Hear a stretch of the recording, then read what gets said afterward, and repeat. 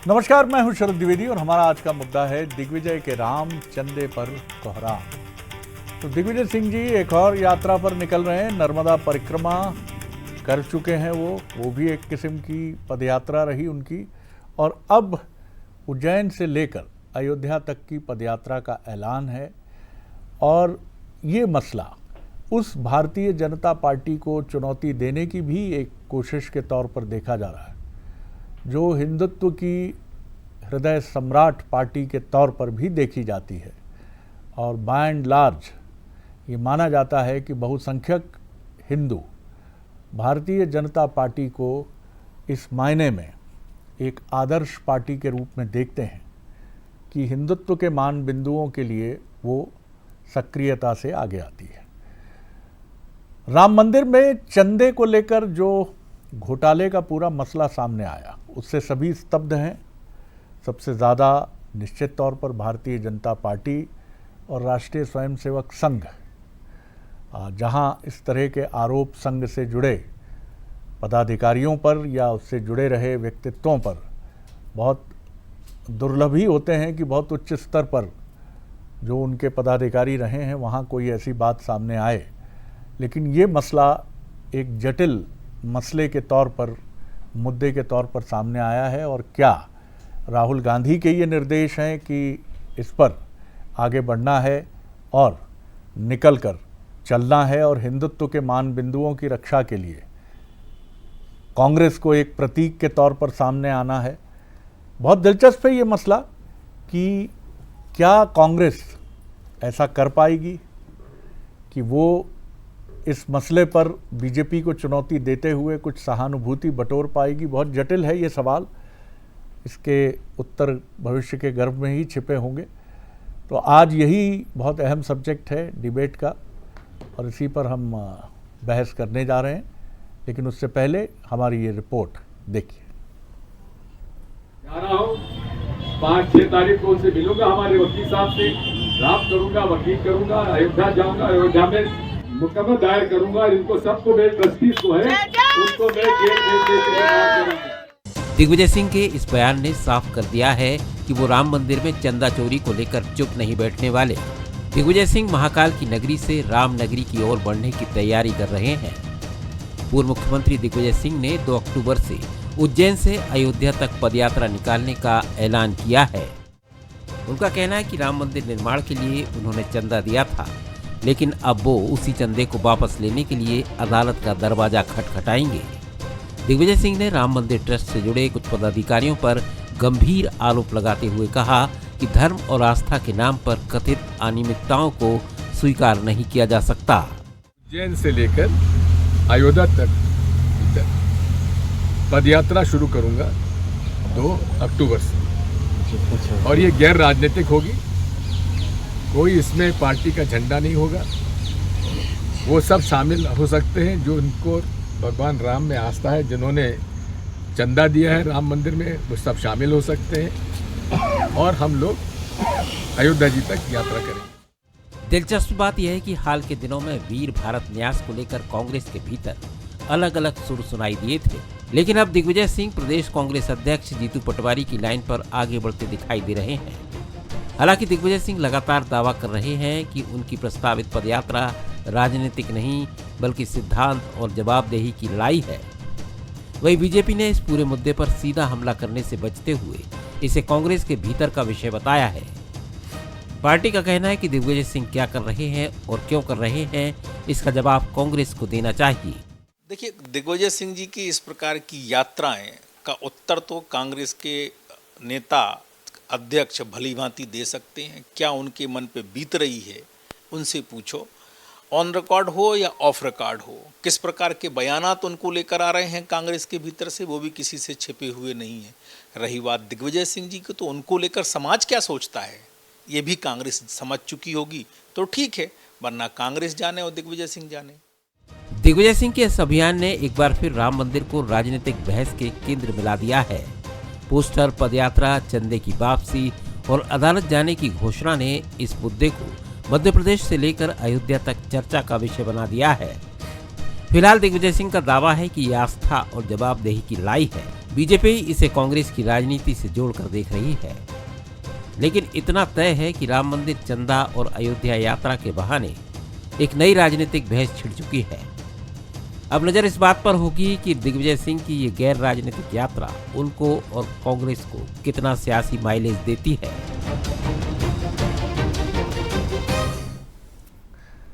तो आपने देखा कि कई सवाल भी पीछे छिपे हुए हैं। राजनीतिक यात्रा कहने की ज़रूरत क्यों पड़ी? क्या दिग्विजय सिंह जी उस कंट्रोवर्सी को पीछे छोड़ना चाहते हैं जो बीते 2-3 महीने से मध्य प्रदेश में अनजाने में जाने में उनका पीछा नहीं छोड़ रही है?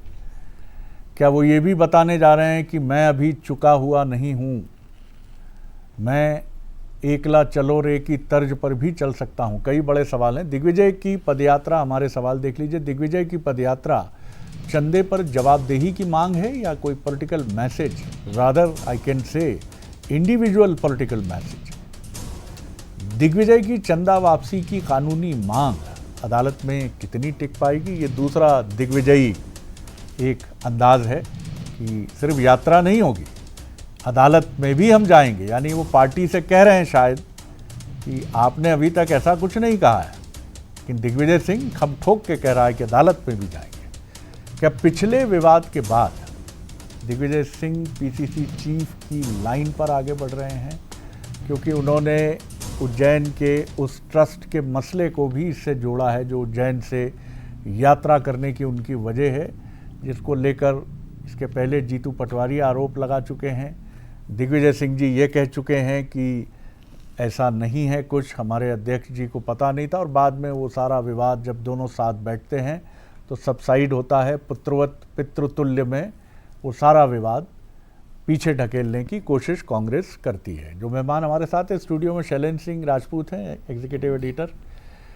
बहुत स्वागत शैलेंद्र आपका। जगदीश द्विवेदी जी हैं, मध्य प्रदेश के वरिष्ठतम पत्रकारों में से एक, उनका बहुत स्वागत है। और साथ ही हैं अरविंद जयतिलक जो सीनियर जर्नलिस्ट हैं उत्तर प्रदेश से। चूँकि मसला उज्जैनी से अयोध्या की तरफ बढ़ रहा है तो जाहिर है उनसे भी हम रिएक्शन लेंगे।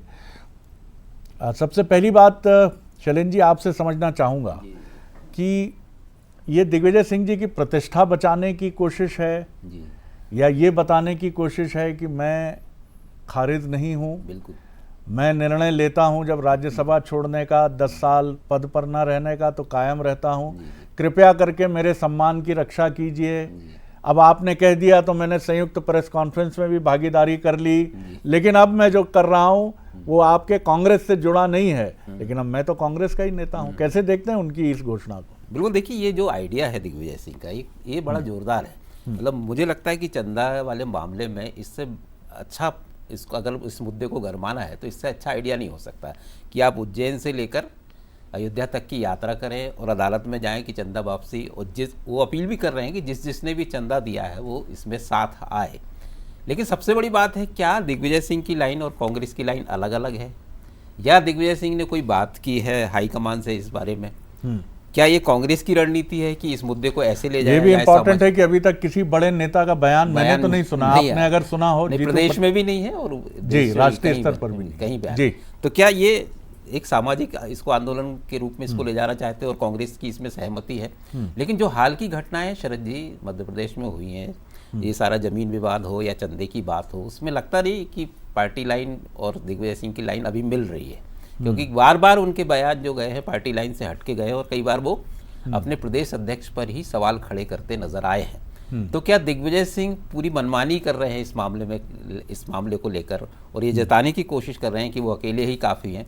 क्या पार्टी में वो संघर्ष कर रहे हैं कि अपनी स्थिति को और पुख्ता दिखाने के लिए? ये बहुत सारे सवाल हैं, क्योंकि फिलहाल ये मामला ऐसे समझ में नहीं आता है कि दिग्विजय सिंह की लाइन और कांग्रेस की लाइन क्या अलग अलग जा रही है। ये सबसे बड़ी बात है। जी जगदीश जी, आपने और हमने दिग्विजय सिंह जी के मुख्यमंत्रित्व काल खासतौर से 1998 और 2003 को निकट से देखा है, और आपको याद होगा हालांकि दिग्विजय सिंह जी ये कहते थे कि वो एक प्रोपेगेंडा के तहत वो बातें कही गई, लेकिन ये भी हमने सुना कि कथित रूप से उनके हवाले से ये बात सामने आई कि सवर्णों के वोट नहीं चाहिए।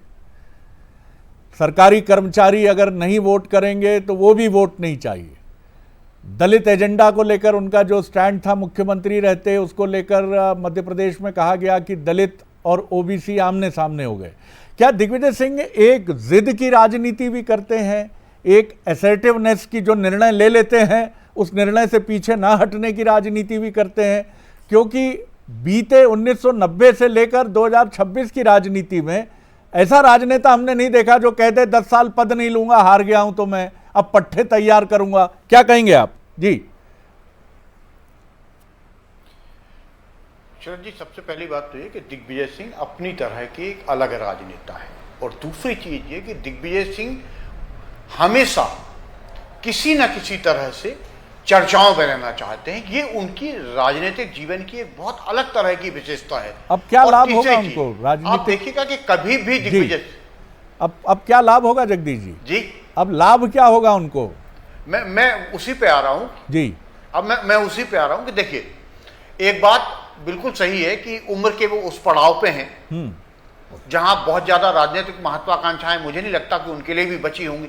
लेकिन एक राजनेता कोई भी हो शरद जी, राजनीति में महत्वाकांक्षाएं कभी खत्म नहीं होती। आप इस बात को तो हमेशा याद रखिए, क्योंकि महत्वाकांक्षी व्यक्ति, अगर राजनीति में आदमी व्यक्ति सक्रिय है तो महत्वाकांक्षाएं होंगी, पद की हो ना हो। लेकिन एक बात की महत्वाकांक्षा व्यक्ति में जरूर रहती है कि किसी ना किसी तरह मेरा वजूद जो है वो न सिर्फ बना रहे बल्कि उसका प्रभाव भी बढ़ता रहे। और मुझे लगता है कि अयोध्या से, उज्जैन से लेकर जो अयोध्या तक की उनकी पदयात्रा है, ये सिर्फ और सिर्फ उसी को बरकरार रखने का एक काम है। भले ही वो कहते रहें कि ये पूरी तरह अराजनीतिक होगी, लेकिन जब एक राजनेता परिक्रमा पे निकलता है और वो ऐसे मुद्दे को लेकर निकल रहे हैं जो मुद्दा इन दोनों छाया हुआ है, कहीं ना कहीं उसमें राम मंदिर चंदे की कोई बातें आनी ही हैं, उन पे इस बात पे सवाल होंगे ही होंगे। इनके वो जिस तरह के जवाब देते हैं उस तरह के जवाब देंगे, वो खबरें बनेंगी ही बनेंगी। तो इसमें इस तरह से कहना कि पूरी तरह, लेकिन ये बात मैं आपकी मान सकता हूं कि कांग्रेस की लाइन शायद ये नहीं होगी। और दिग्विजय सिंह ने इसमें प्रदेश कांग्रेस नेतृत्व से चर्चा की है नहीं की है, ये कांग्रेस का अंदरूनी मसला है, लेकिन जिस तरह से खम ठोक के उन्होंने निर्णय लिया है वो पूरा करेंगे। और दूसरी चीज, मध्य प्रदेश में आज भी मुझे कहने में कोई संकोच नहीं है कि कांग्रेस में अगर सबसे भारी कोई नेता है और हर जिला छोड़िए आप, हर कस्बे तक जिसके समर्थक मौजूद हैं, तो वो अर्जुन सिंह के बाद अगर कोई नेता है मध्य प्रदेश में तो वो दिग्विजय सिंह है। इसलिए उनके पास टीम की कमी नहीं है, उनके पास मैनेजमेंट की कमी नहीं है। और उनकी आपने नर्मदा यात्रा देखी होगी, कितनी मैनेज तरीके से चली थी और उनके अपने लोगों ने किस तरह से मैनेज की थी। ये यात्रा भी आप देखना उसी तरह मैनेज से चलेगी। फायदा नुकसान का तो मैं इसलिए गणित नहीं लगा सकता कि उन्हें अब इससे बहुत ज्यादा कोई फायदा हो ना हो, लेकिन राजनीति में जिस तरह से वो चर्चाओं में रहना चाहते हैं वो उनका मनोरथ जरूर इसमें सफल होगा। और वे फिर से एक बार जी जो राष्ट्रीय क्षितिज है उस पर चर्चा के केंद्र के रूप में बनेंगे। और लगातार एक कांग्रेस के बड़े नेता हैं, लेकिन वजूद उनका इससे और बढ़ सकता है। शरद जी देखिए, उन्होंने गुगली पहले ही डाल दी है, गुगली फेंक दी है पहले ही उन्होंने कि ये अराजनीतिक यात्रा है। जब दिल्ली में नेशनल मीडिया जयराम रमेश जी से या केसी वेणुगोपाल से पूछेगा कि what is your reaction sir, तो वो यही कहेंगे भाई ये दिग्विजय सिंह की अपनी यात्रा है, इसमें पार्टी का कोई सीधे हस्तक्षेप नहीं है, तो वो स्वतंत्र है जैसे हर व्यक्ति स्वतंत्र है। अरविंद जी, आप कैसे देखते हैं? पहले तो मैं आपसे एक टिप्पणी इस पर चाहूँगा कि इस समय उत्तर प्रदेश में अयोध्या का जो मसला है वो कितना, क्योंकि हम इसको देख रहे हैं कि बड़ा तेजी से मीडिया ने पिकअप किया है, इसको सुर्खियां बना हुआ है, श्रद्धालु स्तब्ध हैं। उत्तर प्रदेश में इसका क्या इम्पैक्ट है? फिर दूसरा, दिग्विजय सिंह जी की इस यात्रा पर आपकी एक छोटी टिप्पणी। जी शरद जी, देखिए बिल्कुल आपने सही कहा कि उत्तर प्रदेश का जनमन जो आस्था है वो विचलित हुआ है और लोग जो है चकित हैं कि यह कैसे जो है मैनेजमेंट हो रहा था, जहां पर खुलेआम चोरी हो रही थी, बावजूद इसके आंख बंद किए रहा गया। और ऐसे जो वहां पे प्रबंध के तौर पर लोग थे जिनके नाम चाहे चंपत राय साहब हो, अनिल मिश्रा साहब हो, गोपाल राव साहब हो, ये बड़ी शख्सियत है और इनकी नियुक्ति कोई सामान्य नियुक्ति नहीं रही, बावजूद इसके इस पर जो है आंख बंद किए रहा गया। तो ढेर सारे सवाल जो है सतह पर उभरने लगे हैं और वह जो है बहुत दूर तक की यात्रा जो है वो जो आरोप है अपने आप करते हुए दिख रहे हैं। अब इससे किस तरह से आरएसएस ने अपना जो वक्तव्य जारी किया किस तरह से आपने देखा कि विनय कटियार साहब कहे कि प्रधानमंत्री जी से हमारी बातचीत हुई, योगी जी के रोज वक्तव्य आ रहे हैं, तो निसंदेह जो है ये एक घने बादल जो है छाए हुए हैं। इसको लेकर के कुतूहल बढ़ता जा रहा है कि क्या जो मुख्य आरोपी है, जी। अभी तो छोटे छोटे जो है गिरोह के लोग पकड़े गए हैं, उन पर जो है कार्रवाई हो भी रही है, लेकिन क्या वे बड़े हाथ जिनके जिनके जो है कहा जाता है कि संरक्षण के तौर पर रहा है, क्या उनको लेकर के भी कोई जी, कार्रवाई होगी? अब दिग्विजय सिंह जी की यात्रा पर आपकी टिप्पणी। जी जी। हाँ, दिग्विजय सिंह पर मैं कहूंगा कि अमेरिका में एक नाटक की कंपनी थी शरद जी, उसमें एक व्यक्ति जो है अब्राहम लिंकन का रोल करता था, करीब 2 दशक किया, लोग बहुत सराहते थे। 2 दशक के बाद जो है उम्र के ढलान पर उसको हटा दिया गया, तब भी अब्राहम लिंकन का ड्रेस पहन करके अमेरिका के सड़कों पर चलता था और चाहता था कि उसी तरह का मान शौकत हमें मिले। दिग्विजय सिंह की वही स्थिति है। देखिए, आज की तारीख में पुराने छत्रपों की इजारेदारी खत्म हो रही है, रिप्लेस हो रहे हैं, नए नेता आ रहे हैं। इधर दिग्विजय सिंह असहज हुए हैं, जिस तरह से जीतू पटवारी वीर भारत न्यास के मामले में उनकी बड़ी छीछा लेदर हुई है। अब उसको ढकने तोपने के लिए उनके ऊपर जो आरोप लग रहा था कि मोहन यादव को बचा रहे हैं, तो अब वही मोहन यादव के चुनावी गढ़ से जो है यात्रा का उन्होंने ऐलान किया है। इस चीज को समझना होगा। लेकिन सवाल ये उठता है कि क्या दिग्विजय सिंह की क्रेडिबिलिटी उस तरह से भारतीय जनमानस में है? ये वही कांग्रेस पार्टी है, वही दिग्विजय सिंह है जो हिंदू आस्था को लेकर के न जाने कितने अपशब्दों से नवाजा है।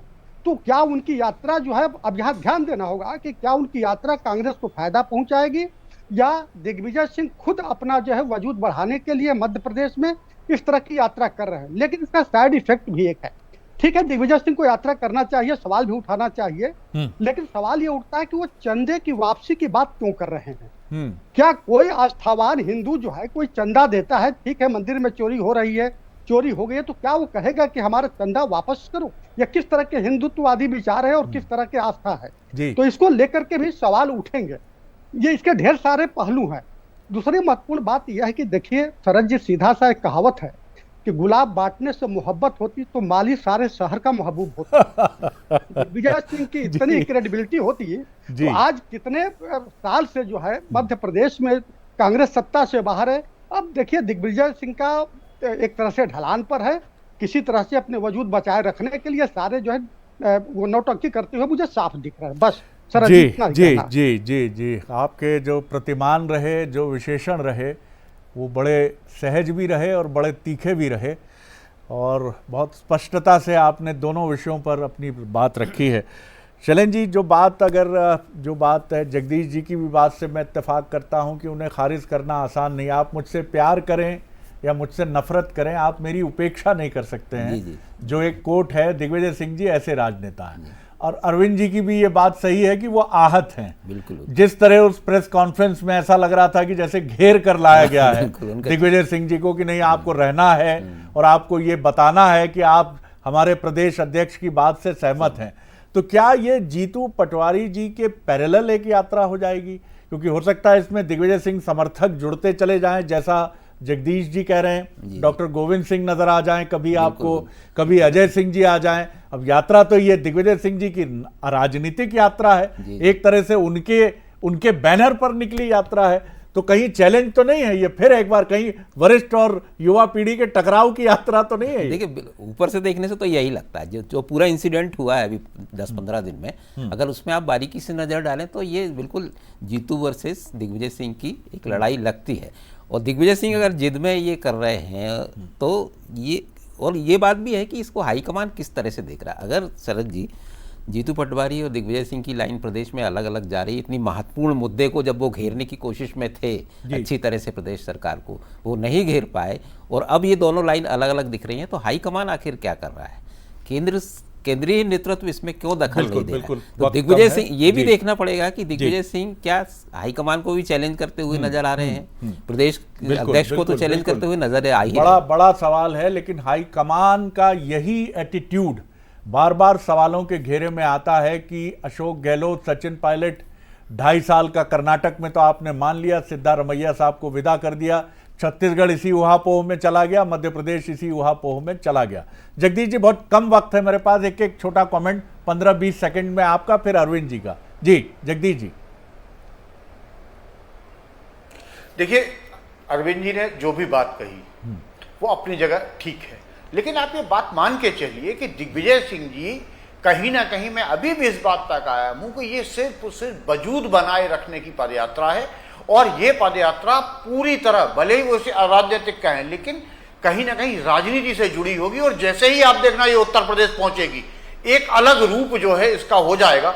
उत्तर प्रदेश में कांग्रेस कितनी पावरफुल है कितनी नहीं है ये कहने की बात नहीं है, लेकिन कहीं ना कहीं ये चर्चाओं में रहने का एकमात्र वो है दिग्विजय सिंह का। और दूसरी चीज, दिग्विजय सिंह हमेशा पार्टी लाइन से हट के काम करते रहे हैं। आपने हमेशा देखा होगा शरद जी, प्रदेश कांग्रेस में जीतू पटवारी जी या उमंग सिंगार की पत्रकार वार्ता अलग होती है, उसके घंटों बाद या उसके अगले दिन दिग्विजय सिंह अपने बंगले पे मीडिया कर्मियों को बुला के बिल्कुल और बिल्कुल एक अनौपचारिक फिर बिल्कुल पत्रकार वार्ता करते हैं और अपनी बात रखते हैं। तो दिग्विजय सिंह, मैं आपसे जो कह रहा हूं, अपनी तरह के अलग राजनेता हैं, और उन्हें हमेशा वो इस बात को ध्यान में रखते हैं कि उनकी राजनीतिक हैसियत और उनका वजूद जो निश्चित रूप से मध्य प्रदेश में तो अहम है ही है, जगदीश जी, मैं वक्त नहीं मेरे पास, वो बना रहे, और ये सारा कुछ उसी की कवायद में है। बिल्कुल आपने सही कहा, और कोई आश्चर्य नहीं कि उनके देखन में छोटन लगे, घाव करें गंभीर, की कुछ बीजेपी के नेता जुड़ जाएं, उनके सुर में सुर मिला दें, जैसा उनकी नर्मदा परिक्रमा में अमित शाह जी के कहने पर गुजरात के वन विभाग के अधिकारी आ गए थे। तो दिग्विजय सिंह जी एक अलग अलग शैली के राजनेता हैं। जी अरविंद जी, एक कंक्लूडिंग कमेंट 20 सेकंड में आपका। जी हाँ शरद जी, देखिए दिग्विजय सिंह रोशनी में कपड़े बदलते हुए पकड़े जा चुके हैं वीर भारत न्यास मामले में।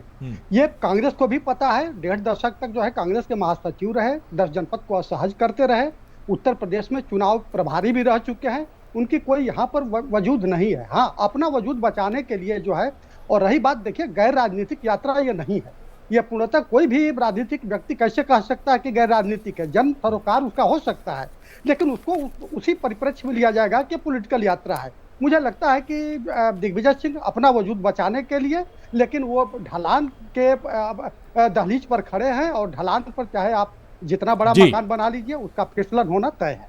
जी, अपना वजूद बचाने की यात्रा है। तो इस लड़ाई में अगर ये बात बिल्कुल हमारे विश्लेषणकर्ताओं का सामूहिक स्वर इस बात पर एकमत है कि ये दिग्विजय सिंह जी की वजूद बचाने की यात्रा है, तो क्या उनका वजूद बचेगा और कांग्रेस के वजूद पर सवाल होंगे?